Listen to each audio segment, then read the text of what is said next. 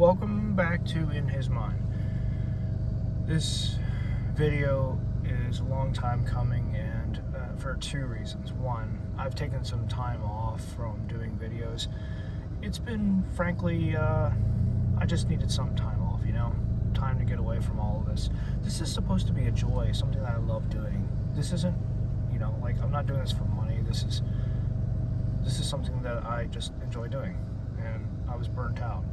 Now, the topic of evolution is something that I care very much about for multiple reasons, not just because my friends actually care about this. People who I know, who I spend time talking to, actually support this. Some even say that it is biblical, or it supports what is biblical. And this is like an ongoing conversation, but I did politely ask them to gather up what they can, and if they did, I would make a video on the conversation that we had about this topic. I currently don't believe it actually exists in today's world. Now, the way they explain it, I actually do kind of understand it, and I can see what they're saying. I just think that evolution, if it were to exist, would just never stop. It would just keep on going. In fact, when I was asked as far as what it is, I gave my original thought of how about ever-changing, never stopping, always twisting, never stable. That was my original response. But honestly, it should have just been like something like ever-going, or it's an ongoing process. I should have actually said that. So, and this person here, who's a good friend of mine, by the way, she doesn't want to have a recorded conversation on this. She just wants to have a conversation through text messages or replies, which I do respect, but it's nice to hear the other side of the debate, of the conversation, the dialogue, rather than just simply reading off messages and texts and stuff like that. That's just a preference, though. So anyway, she responds with, those are attributes, but that's not a definition. Okay. I'm going to keep this conversation mainly between me and her, and other people, when they jump in here adding some other thoughts, are just going to go down different ways. I'm seeing that right here. This is a bit of an interesting comment that I think he meant to say in a joking manner.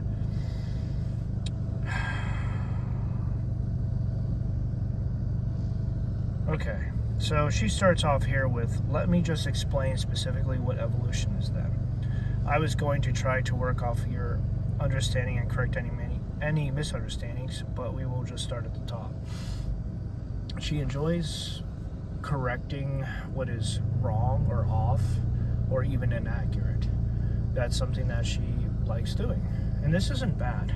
I pride myself on accuracy, I pride myself on authenticity, and a couple other factors too.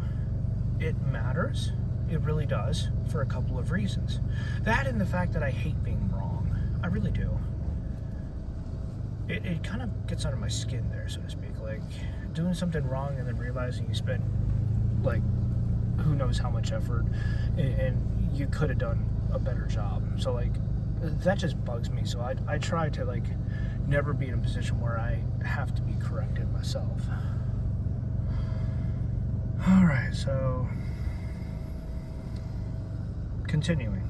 So evolution is explanation of the mechanism that causes such a wide variety of life forms.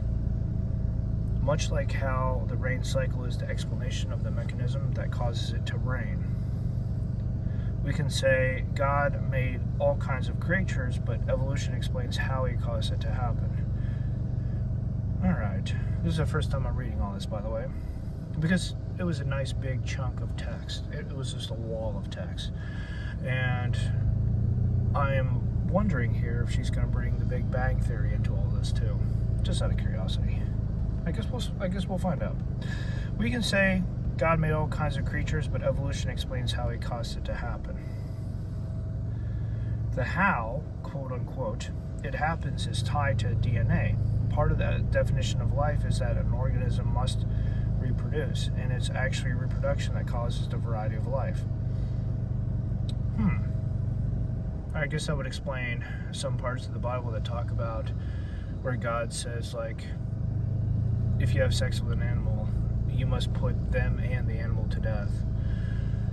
Yeah, there's verses that talk about the reproduction, how that should be handled, and what happens if someone were to force themselves on a slave and all that, and how they would have to like marry and be stuck with that person for like the rest of their life. It's interesting. Like, there's rules for protection, there's rules for condemnation when it comes down to sex. Interesting stuff. Okay. So part of the definition of life is that an organism must reproduce, and it's actually reproduction that causes a variety of life. When a single cell organism reproduces, it does so asexually, meaning it does not undergo sexual reproduction. Instead, it makes a clone of itself. Yes, I can support that. I can support that. Okay. Now you'll notice I put clone in parentheses. This is because when a single-celled organism reproduces, the process it uses to make a copy of its DNA is imperfect. Yeah, imperfect, not 100% the original copy. Right. Something gets lost in the transition there. Somewhat infrequently, the copy is slightly different. So when a cell reproduces, it will either make an exact copy, but sometimes will make a slightly different copy. When this variant cell makes a copy of itself, it's copying the change.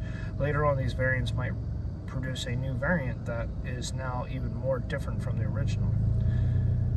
I'm trying to remember what that's called.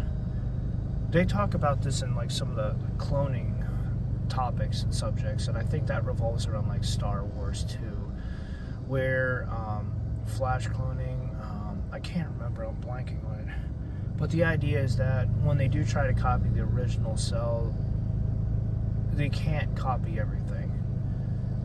Like something goes wrong or isn't caught or something, and like that's how mutations can start. Yeah, I think that's where the conversation went, or the video, or whatever it was that I remember seeing, reading, hearing about. I can't remember the source, I can't even remember the medium, but I'm pretty sure it was tied to Star Wars. Anyway, moving on here.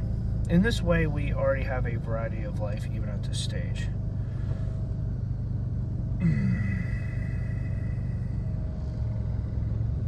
Put the thinking emoji there.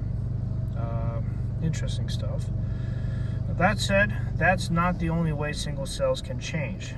Actually, at the cellular level, there are multiple ways beyond duplication that can change a cell's DNA, and thus the DNA of its offspring. There is also conjugation. When two cells bump into each other, they can sometimes exchange information. Transformation. Stray genetic information can also be gobbled up and incorporated. This can either just happen or be bumping into, I believe she means to say bumping into each other, lose DNA and RNA, or it can be done via a viron? V-I-R-I-O-N? I'm not familiar with that word. She likes using words that I've never seen before. That's not bad, but, well, they're new.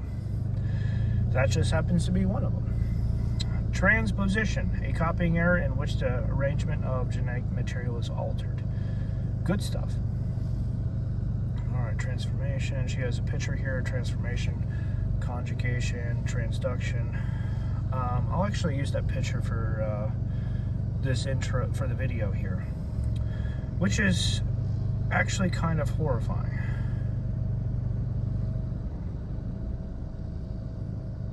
When you're overriding and overwriting and replacing, yeah, that is actually horrifying. Okay. If I may, for a moment, talk about mutagens. Mutagens are a fancy word for thing that causes mutations. And a mutation is just a change in an organism's DNA sequence. if the cellular world is this chaotic, why don't our cells get corrupted or altered? Well, they do, unfortunately. However, your white blood cells are typically good finding these alterations and destroying them. Then a white blood cell doesn't, well, then that wrong cell is free to reproduce, which can lead to cancer. Yeah, I'm not an expert on this, but that sounds to be correct. So, interesting stuff here. It really is. See, that's the cool things about multicellular organizations. They are a colony of cells that work together. Your body is a colony of cells, and it might alarm you to realize there are more cells inside you that don't have your DNA than do. Yay, bacteria. I'm gonna laugh at that because it's funny. You got more stuff inside of you that isn't a part of you that shares your DNA. Woo! Horrifying. I feel like that's the start of like a really good alien movie or something. They've got a lot of different viruses, virus movies, movies with viruses and bacteria and stuff. World of Worlds is like probably one of the more popular ones out there. I only saw the remake with Tom Cruise. I haven't seen any other ones out there like that. They did a somewhat decent job with that, by the way. Anyway, back here, back to the conversation. The other cool thing about multicellular organism is that many of them can reproduce in a new way, and this new way necessarily creates mutations. It takes half the DNA from one organism, and half the DNA from a complementing one, and creates an entirely new DNA sequence. Of course, I'm talking about sexual reproduction. Every sexually reproduced being is necessarily a mutation. Huh. Interesting. And you can observe this fact easily. No one is an exact clone of one of their parents. All of this is evolution. Okay. That's interesting. That's not what I remember hearing about what other people have said evolution actually is. And I explained to her like what she believes and what I've heard about evolution are like basically two different things. But I actually kind of get that. A misconception about evolution people commonly have is that it is one organism turning into another organism. This is not how it works. In order to see a change, an organism must reproduce. Through sexual means, yes. I feel like plants and some other stuff out there, vegetation, are like some sort of exception to the rule here. Because the way they reproduce is through seeds and whatever else is involved. There are instances of organisms that can reproduce asexually and sexually, but generally speaking, multicellular organisms only sexually reproduce. Yep. And now we get into what a species is. A species is a divider between beings that can sexually and cannot sexually reproduce together and create offspring that can also reproduce. And there's a lot of movies that come to mind as far as that. One of the ones that I've seen that was very interesting was called Splice, where two people come together to try to create a whole entire new species, and it goes wildly off course. No spoilers, but it was really well done, and yes, sex was involved. At least part of sex was involved. I think they explored a little bit too much of that at the end, but they made a point with it all. Like, it started off with sex and it just went wildly off course. Let me just leave it there. I don't want to give any more details about that movie than just, it's good. I recommend watching it at least once. It ties in with sexual reproduction, alien life form, and two scientists trying to create something new and different, if I remember correctly. Anyway, Splice, it's not the only movie out there, it's just the one that I remember the most. I've seen that like 2 or 3 times now, I think. These alien movies are just something I'm just careful of, I guess. Let me put it that way. Or sexual reproduction / alien. These movies, yeah. Okay, moving on. For example, a crocodile cannot mate with a lion. These are two different splices. Splices? She says spices, but I think she means splices. But a lion and a tiger can mate and make a liger. But ligers cannot mate with each other and make a new liger.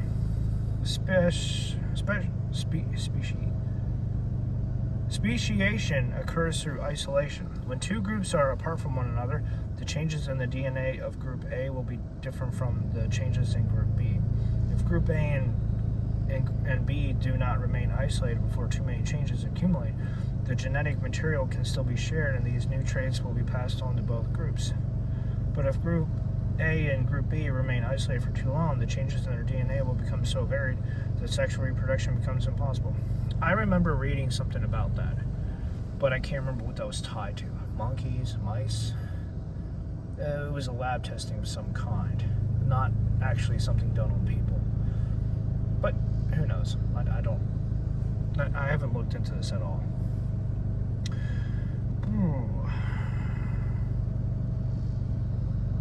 Okay. That is not a part of the conversation. Interesting. That's a picture of the Pope, the current Pope, with a weapon of some kind. Pistol? Revolver? Yeah, anyway, it has nothing to do with the conversation. A link to the Mass. Cool. Alright. Yeah. Great guy. Just posts some very interesting stuff. And okay, moving on. Other people chime in the conversation too, and cutting out the excess is a little difficult at times. Eventually, the changes between these two groups might become so varied that they might not even look like they are related. Again, I think that is tied to these lab testings and some of the stuff that I've seen about that. All right, but ultimately, all animals and plants on Earth are related. Yeah. Okay, someone else chimes in here. Yeah, evolution is the accumulation of adaptations over successful generations.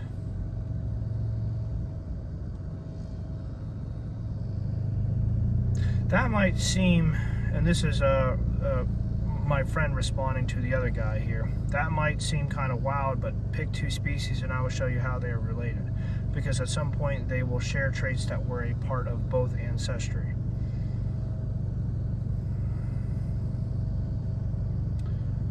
Interesting. Okay, then he responds with, the other guy who popped in here responds with yes via capital L, capital U, capital C, capital A. Luca. Via Luca, the last universal common ancestor. Okay, that's not something I've heard of. One last major topic to mention is selection. Evolution appears to intelligently pick apt traits, but what's actually happening is the concept of selection. There are several selection methods, but the most known is natural selection. Natural selection is a pretty simple concept. When a trait arises that is more adaptable to the current environment, the organism is more likely to survive long enough to mate and pass on the trait. When a trait arises that is less adaptable to the current environment, the organism is less likely to survive long enough to mate and pass on the trait. Some of that can be seen through the way wild animals operate and how the tame ones operate too, where like I want to say wild dogs and wild rabbits, how they act very differently than their tamed counterparts, the ones that are household pets. Cats, dogs, rabbits. There's a couple of others out there that fall into this category. Now, even if you want to jump outside of that, you could just go for animals in the zoo operate differently than those outside in the wildlife. So that there are changes that are observed between these two groups. I remember reading about that too. I do not remember seeing videos on this. I remember reading on this. if I've seen anything on it, it was making highlights and points that led to different, like lab testings or whatever. These were still years and years ago. They weren't anything recent. The last time I heard of any sort of update on any of this stuff was with, why am I blanking on his name? The guy who was excited about wildlife preservation. He got stabbed through the chest with a stingray. The blade of a stingray ended up dying, but I'm blanking on his name. He's the famous guy from Australia who just loved doing stuff with wildlife. That's the last time I've heard of any of this, but it's specifically with his wife and kids fighting to protect what he started. And it was like ongoing for like over a decade, if I remember correctly. Oh man, there was some good stuff there. The crocodile hunter? Why am I blanking on his name? I used to talk about him all the time back when I was a kid. Man, I feel like I'm getting older. Oh, jeez. Anyway, I'm back here on topic with the conversation here. Special selection is when intelligent agent determines the traits they desire in an organism and breeds them specifically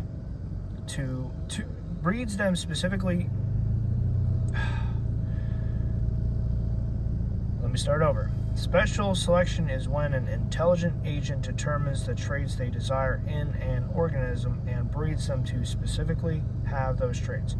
Carolina Reapers and Labradoodles are examples of special selection where humans purposefully selected mates for breeding to produce specific traits in the creature's offspring. Animal breeders and even farmers use the principles of evolution to produce more favorable plants and animals to sell. This is sometimes called artificial selection, and I remember reading about that. But it was about Labradoodles. I have no idea what the heck Carolina Reapers are. No idea what Carolina Reapers are. Never heard of them.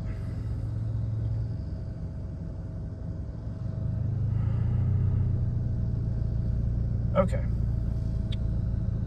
Finally, sexual selection is when an intelligent, quote-unquote, enough, sexually reproducing creature gets picky about whom they wish to mate with, allowing only the traits in the partner they favored to be passed on.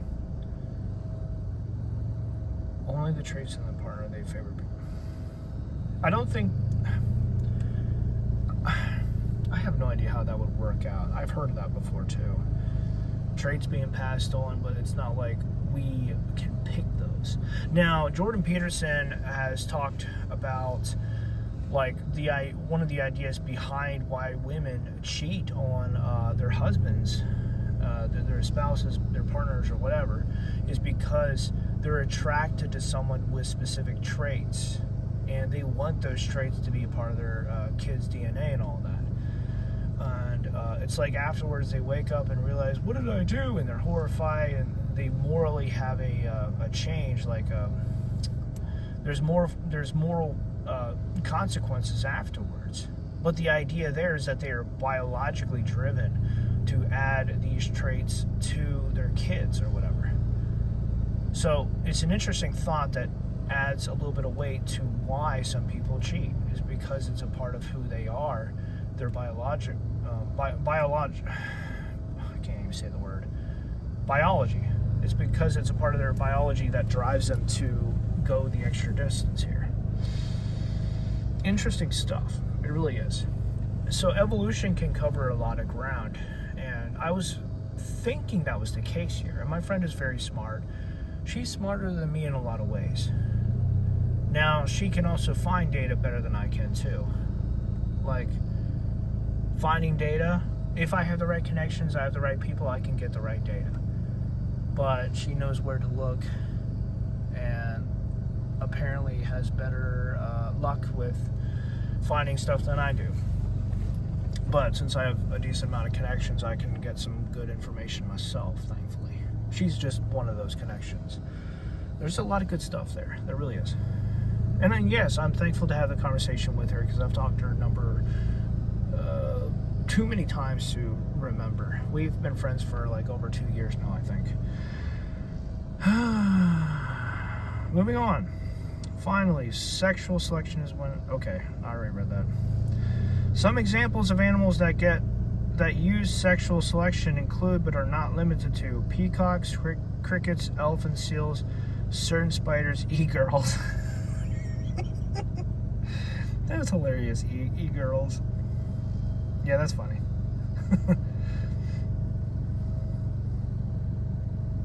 E-girls. Yeah, that's funny. The evidence for evolution is already apparent. Things sexually reproduce and are not clones. Bacteria mutate. We use special selection to make better food and pets. I have a question about how companies and corporations are adding stuff to our food that is actually unhealthy. One of them being like, there's an official word for it, I can't remember, but it's like ground up crickets, ground up grasshopper. It was this fear that was spurting around a couple months ago that they were adding this stuff to a whole bunch of food. And while that remains to be unverified outside of a couple of pictures highlighting whatever that substance was from these insects, what is known to be different is how in the UK versus the US, there's different foods. Like the same food, you take the same food that's over here that's also being sold in the UK, and it's going to be different. It's going to look different. It's going to have different ingredients in them. I couldn't remember. Okay. Mountain Dew is the only thing I can think of as far as what's actually different over here versus in the UK. It's unhealthy over here because of the food color dye. And there's other things. That's why the color looks different. There's videos and conversations and pages tying all of this together, so you can look this up. I don't know what to remember.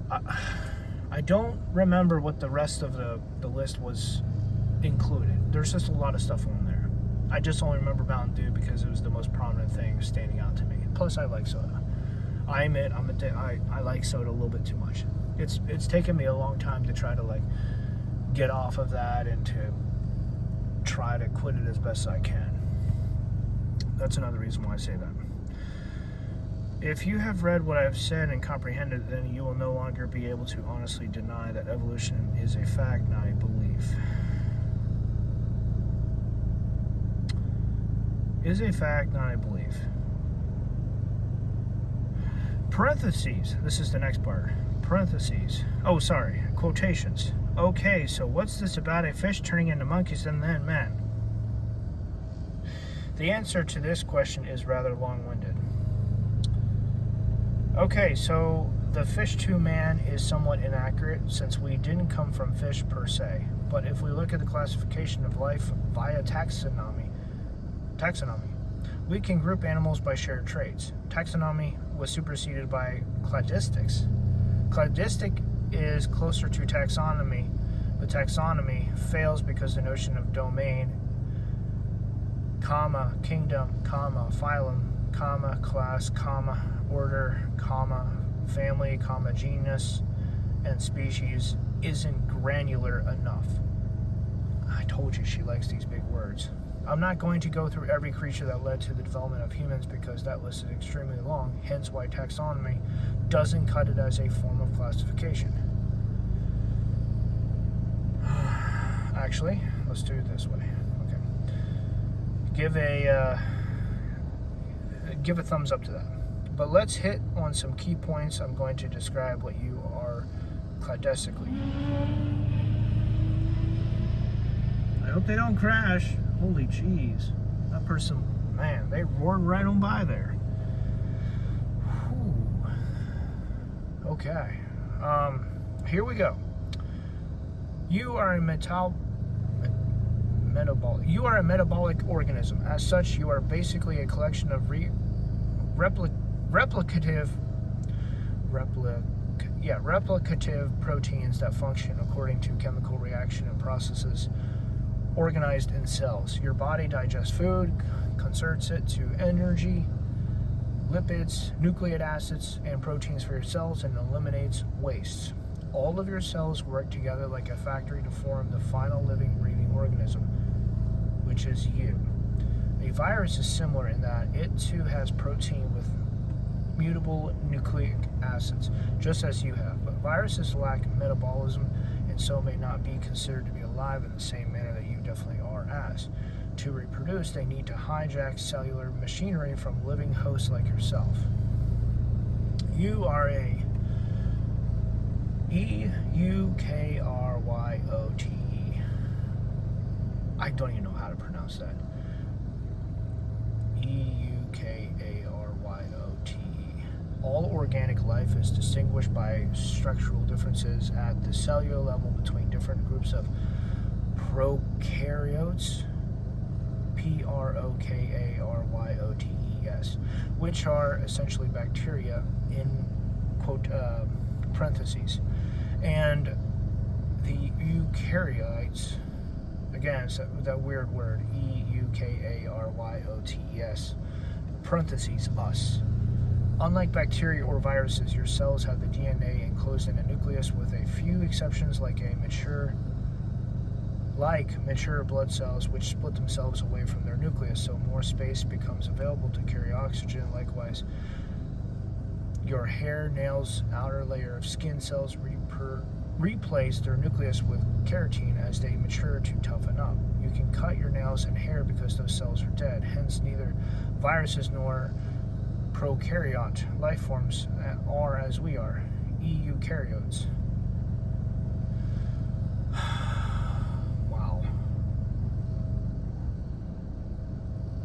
Okay, that is wow. I think I may put that. Man, I don't even know how to wrap my head around that. I've never heard of half of that stuff.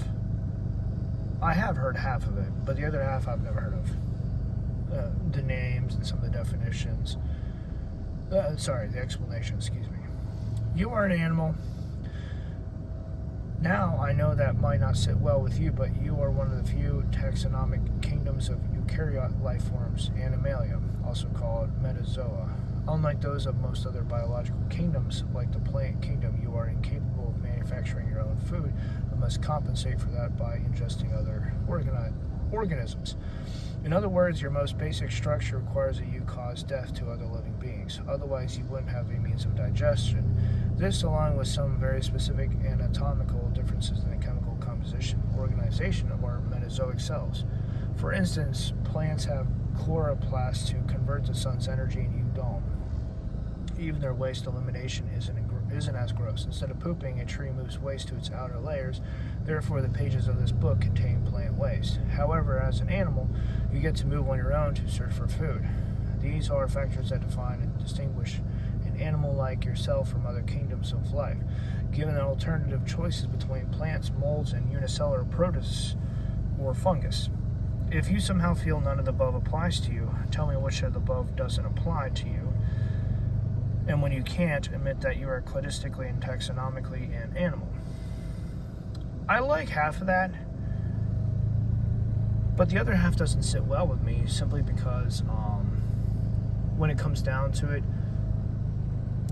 even if we are animals, the fact is, the idea behind a human is, according to the Bible, as being image bearers, that we are made in the image of God. God's not going to simply, he's not going to make himself be a part of animals. And I'm not sure how to phrase that better.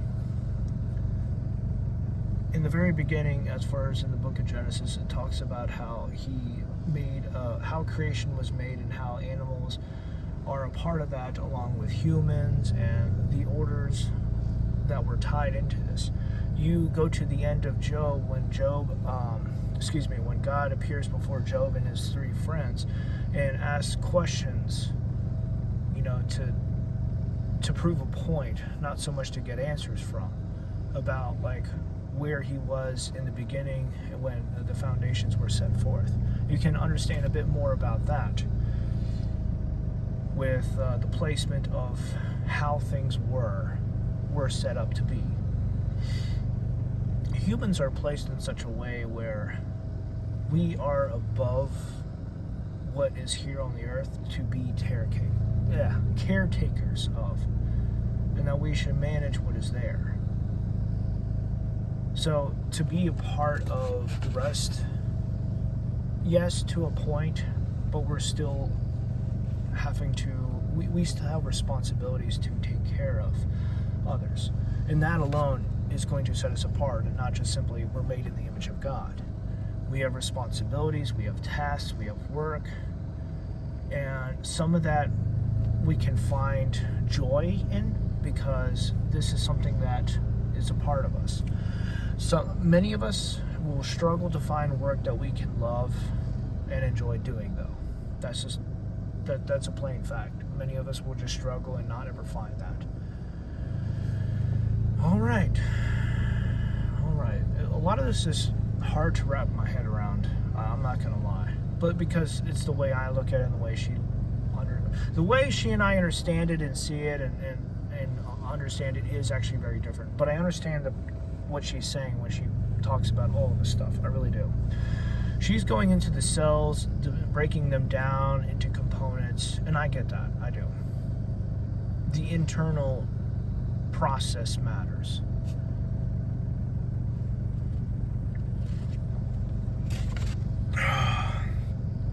Okay.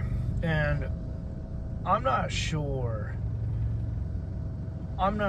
about some of the processes myself. I'm no scientist. I'm not any sort of expert in that field at all. That being said, I wonder how she knows some of the stuff too. All right, moving on. She continues on with a different part. The next segment is, you are a chordate, C-H-O-R-D-A-T-E. You have a spinal cord, a notochord, and every other minute physical distinction of that classification. You also have a skull, which classifies you as a cranate, C-R-A-N-I-A-T-E.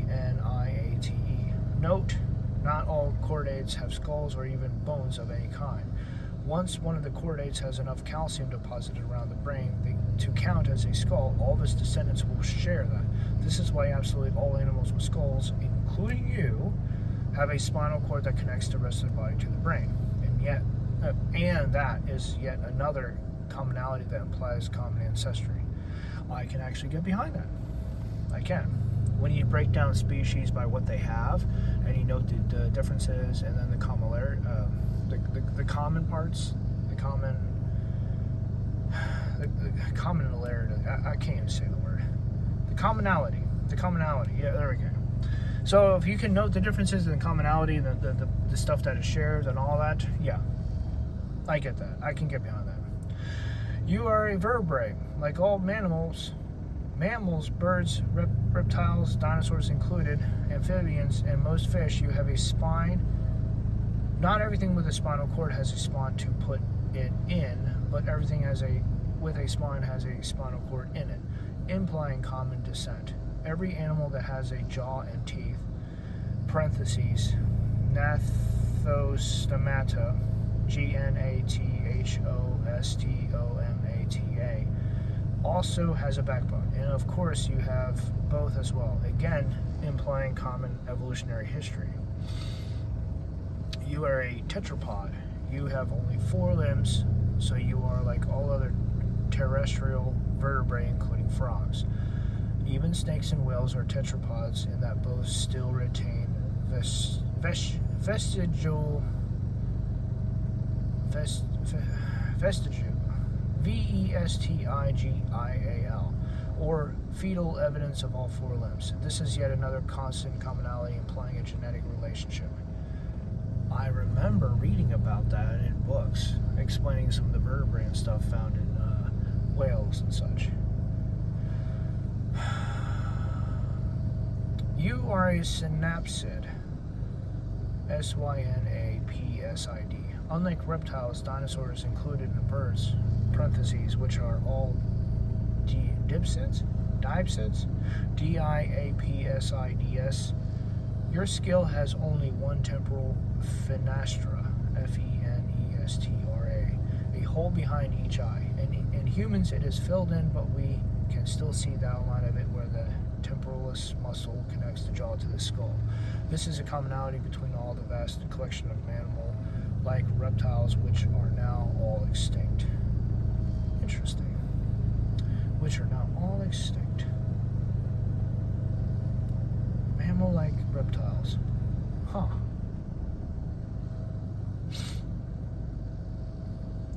Okay. She did fix that one part about Carolina Reapers. You are a mammal. This is a response to someone else. All right. Back to what she was saying here. You are a mammal. You are homothermic, parentheses, warm-blooded, follicle-bearing, and have lactole nipples. The trade-off for a warm-blooded metabolism is you have to eat more than a cold-blooded one, like a mature snake eats maybe once a week. And of course, not all synapsids are or were mammals, but all mammals are synapsid, implying common descent. Strangely, people who don't like the notion that humans are animals will usually accept that we are mammals, which are animals. Shrugs. Yeah, well, I guess in creation, everything can be tied together in some way, shape, or form. Like, there are parts of this that I agree with that I don't actually dispute. I just stand behind the image bearer that is referred to in the Bible. Well, responsibilities and image bearers. There may be a couple other parts, but they're minute. They're just smaller. You are a eutherian. I think that's how you say it. Eutherian. Or more specifically, you are a placental mammal, like most other lactole animals, from shrews to whales. All eutherians are mammals, but not all mammals are eutherian. There are a few major divisions in Mammalia, only 3 of which still exist. Those that hatch out of eggs like platypuses, parentheses, monotremes, marsupials that are born in the fetal stage and complete their development inside the mother's pouch, and those that developed in a shell-like placenta and were born in the infant stage as you were. There is a neat thing known as EVO, DEVO,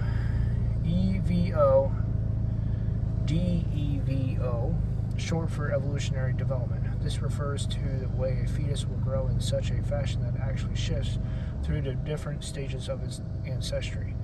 Your own fetal development seems to reveal a similar track of development from a single cell to a tadpole-looking creature, and then growing limbs and digits out of your fin-like appendages. Ugh. And finally outgrowing your own tail, especially since fetal glass snakes, for example, actually have legs, feet, and cute little toes, which are reabsorbed in the body before hatching, implying common descent. Some fossil snakes also had a tiny black useless remnants of legs. The same is true of both fossil and fetal whales.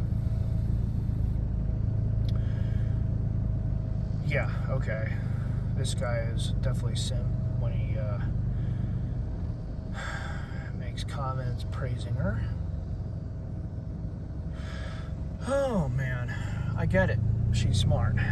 And I'm not saying that disrespectfully. I mean, like, there's a lot there that just takes time to absorb and to think about because just of all that is there. And this is just one argument, one part of the discussion that we've had about evolution.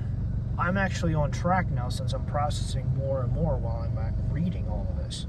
I took time off here from this, a day and a half to 2 days, because like she put out a whole bunch of stuff. And I was just like, I'm still struggling coming to grips with certain things myself here that are personal, and I didn't want to just pile everything on at once. Like, this is good stuff here with evolution, but like getting to the heart of it all takes time. Okay, here comes one of the big ones. You are a primate. You have 5 fully developed fingers and 5 fully developed toes. Your toes are prehensile and your hands can grasp with dexterity. You have only 2 lactal nipples, and they are on your chest as opposed to your abdomen. These nipples are pointless in males, which also have a pendulous penis and a well-developed caecum or epidemics. Pendulous. Yeah, I think I said that right. Caecum, C-E-A-C-U-M, or appendix, unlike all other mammals, but unique to primates. Although your fangs are reduced in size, you do still have them, along with some varied dentition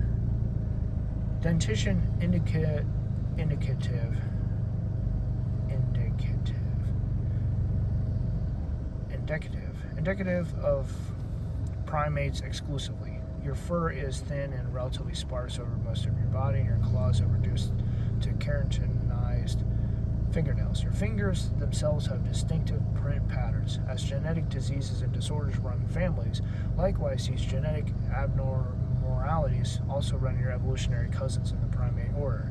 You are also susceptible to AIDS and are mortally allergic to the toxin of the male funnel web spider of Australia, which is especially deadly to all primates, parentheses, which is why you better be aware of those spiders. Unlike most other mammals, primates like us cannot produce vitamin C naturally, must have it supplemented in our diet, just as all other primates do. Nearly every one of these individual traits are unique to primates exclusively. Vitamin C and vitamin D. Vitamin D comes from the sun, mainly, which is why people during the nighttime, they need to get vitamin D through like supplements as well. That will affect your mood swing, that affects your ability to sleep and other parts. And those who work nighttime like myself, it's noted that you need to take care of your health slightly differently than those who are awake during the daytime. So vitamin C and vitamin D, we definitely need. There's probably other parts too out there that we do need that we cannot produce ourselves. Alright. Mortally allergic to the toxin of the male funnel web spider. There's a lot of things in Australia that will actually kill you, and I joked about that earlier because of what I've seen and what I've heard about, like all the dangerous things in Australia that want to end life, ironically enough. And I think some people joke about how the government's actually trying to do the same. I don't live there, I don't know. I'm hearing a lot of things that make me wonder and worry, and one of them being, what's his name? He's, Kim.com is being currently in the process of being removed from Australia, if you haven't heard.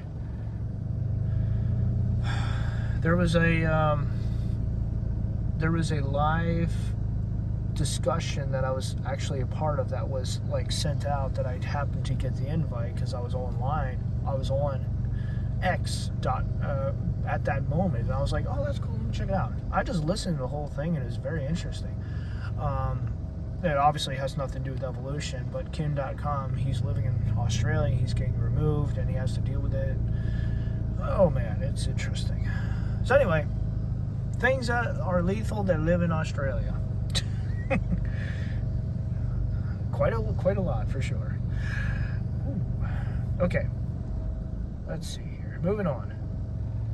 This is the same paragraph, by the way. I'm just continuing up the last part of that same paragraph. There is almost no other organism on Earth that matches any one of these descriptions separately, but absolutely all of the lemurs, tarsers, T-A-R-S-E-I-R-S,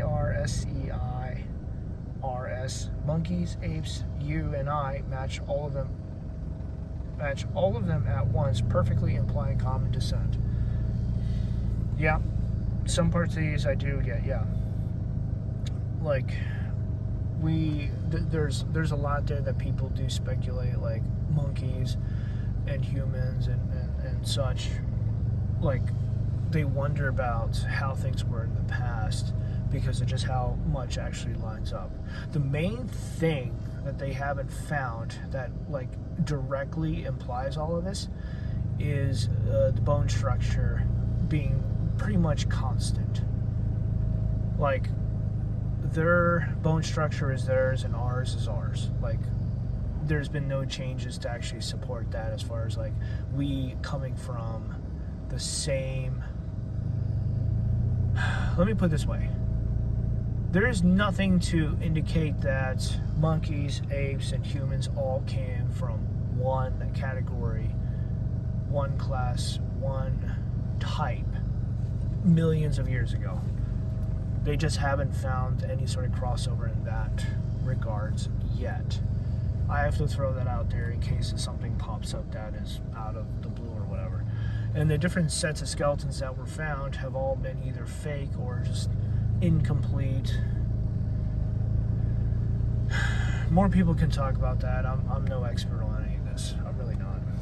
All right, let me see here. Next section. You are a chordate. You have a spinal cord, a notochord, and every other minute. Minute physical distinction of that classification.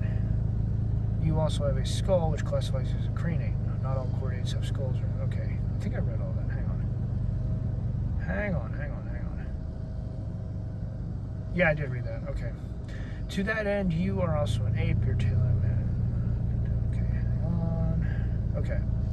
To that end, you are also an ape. Your tail is merely a stub of bones that don't even protrude outside the skin. Your detention includes not only vestigial canines, but incisors, cuspids, bicuspids, bicuspids, and distinctive molars that come to 5 points, interrupted by a Y-shaped crevice. This, in addition to all of your other traits like the dramatically increased range of motion in your shoulder, as well as a profound increase in cranial capacity and disposition toward a bipedal gait, indicates that you are not merely a vertebrate cranial chordate and a tetrapoidal tetrapoidal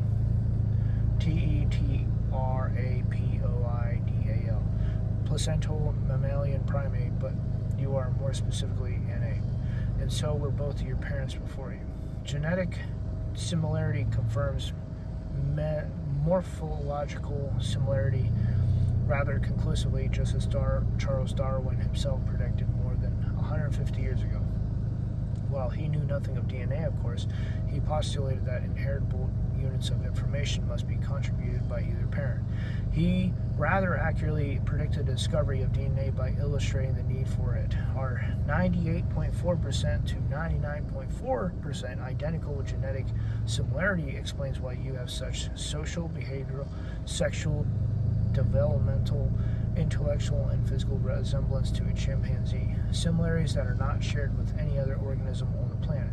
Hence, you are both different species of the same literal family, and period. In every respect, you are nearly identical. And finally, and I better not see any argument at all here, you are a Homo sapiens, no explanation needed there. I'll just do a grin. I will respond. But I want to argue. I'm being stupid at the moment.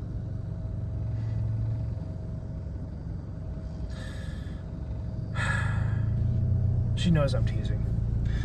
No, I wouldn't argue about that, but since I'm a Marvel and DC fan, I would have to well, what about this? What about that? Let's bring up Thanos being a celestial. What about Celestials? Oh man. I'm gonna pause and put that in there. Oh.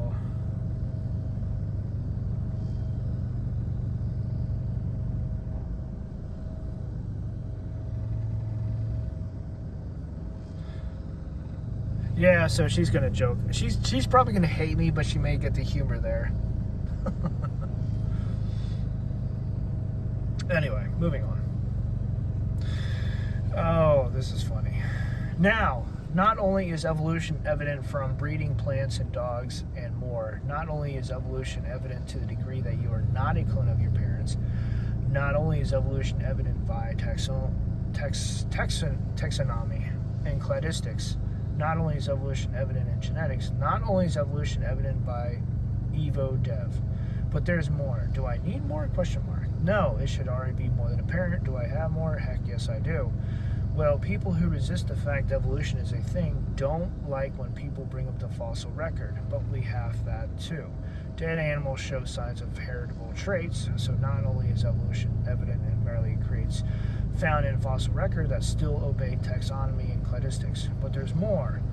I know some people will refute radiometric dating, even though the same principles were used to light up Hiroshima and Nagasaki. But we also see the various rock layers which can be dated back in a timeline, showcase creatures that provide links that confirm taxonomy, genetic markers, and cladistics. And that is still not all the evidence I can provide, but I feel this should suffice. I would have to agree, and for record, I will ask for permission to show parts of this conversation or whatever. I'll ask specifically just so people know, like, it's here. You know? Okay. Okay, that was... Woo! Love it. Love it.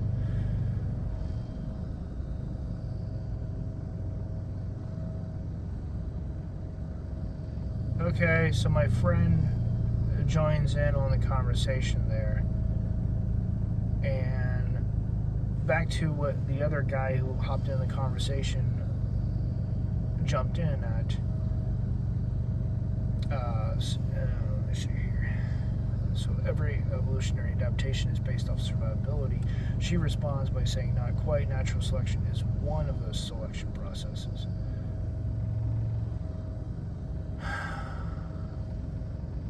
The thing about evolution is it may explain part of creation, and it may explain how we got to be here through creation, as far as a genetic pool that everything comes to, came from.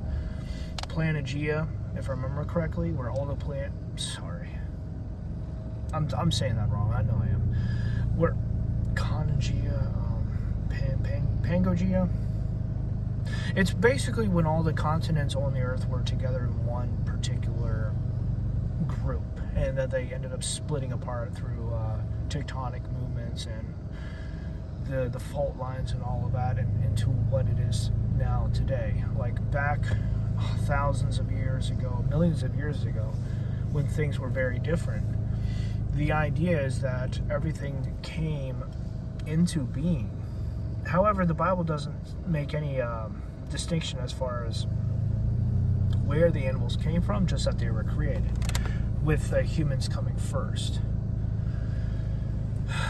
So that being said, if humans did come first and then God decided to make designs and animals and creation off of human template, or something to do with human template, like taking different parts from us and putting into others, that would be understandable as well. The process for growth and maturity in individuals is going to be radically different than those within species and the different groups within them. That being said, let me point to the Tower of Babel, when God realized what the humans were doing and how it was becoming very dangerous, and that he ended up splitting them apart by having them speak different languages all at once, where they couldn't understand each other, and so they all ended up going their own way. God has the capacity to change what he wants. He has the capacity to edit things as he sees fit. Either to prevent issues later down the road, or something to protect his honor, his name, his glory. Because if anything is understood, it's that God does not tolerate... What's the word? What is the word? He tolerates questions. He tolerates our decisions, no matter how wrong they may be. But one of the things he does not tolerate is when it comes down to severe disrespect, like mockery. Let me put it that way. He does not tolerate mockery. Anyone mocking his holy name. That makes sense.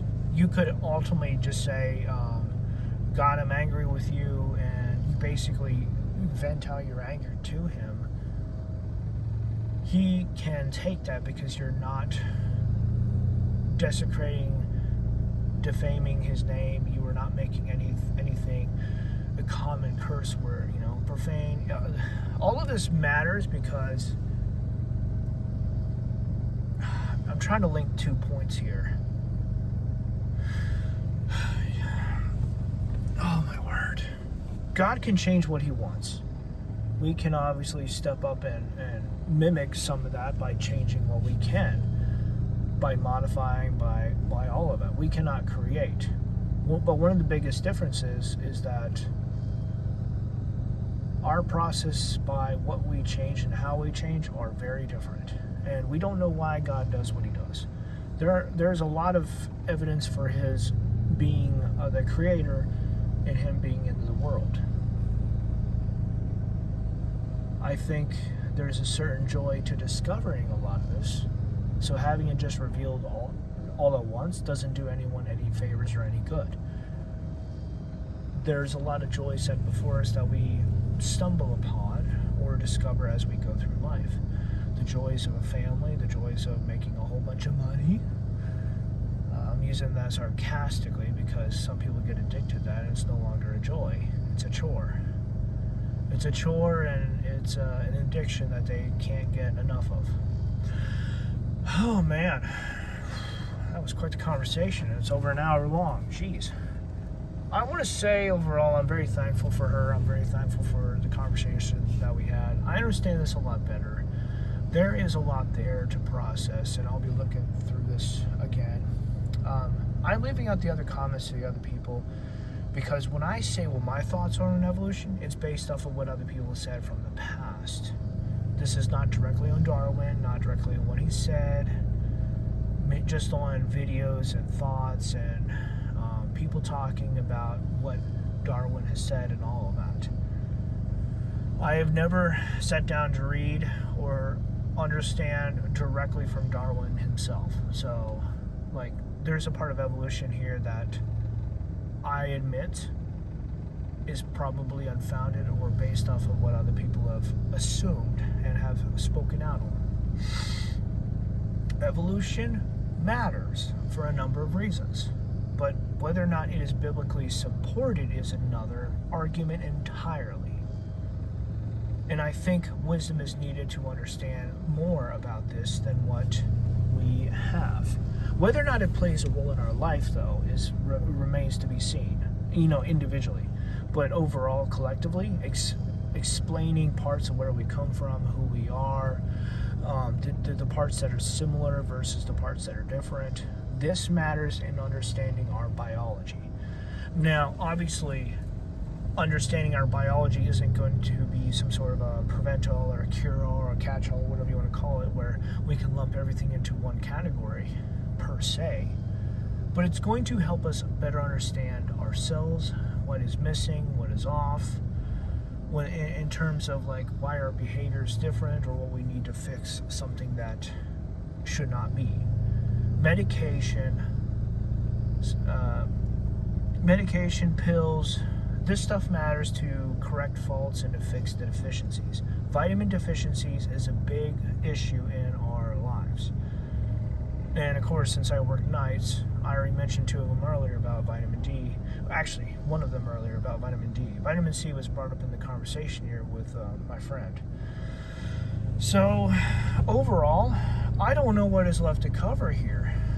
I don't know what is left to speculate on because what I knew is based off of what other people have said on Darwin, on his works.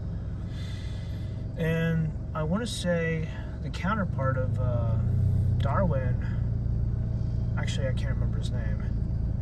There's people who's based their own work off of Darwin as well that have been very interesting to read up on. This stuff kind of goes in a different direction though. People have different interests and they don't all go in the same direction. Alright, so what do we got here?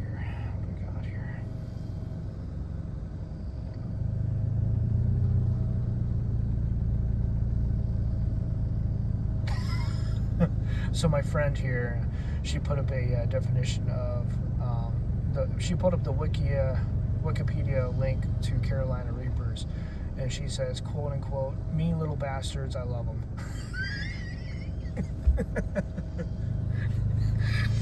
I love her. She's awesome. She's very addictive in her own way. Very flavorful.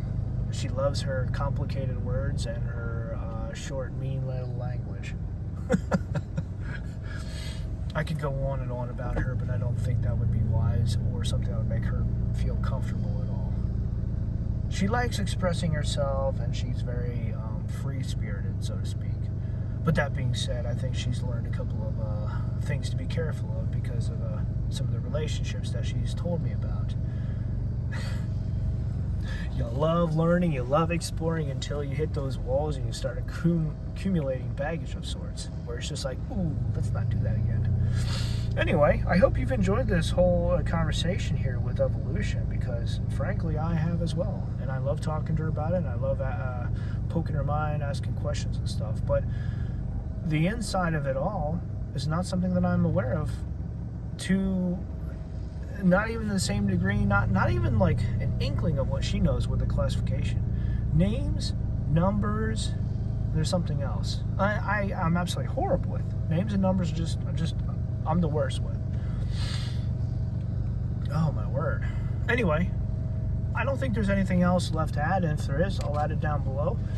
I've got a couple of things to try to like put out, like definitions and such down below so just check it out before you take off, all right? Hope you enjoy this, and until next time, all right?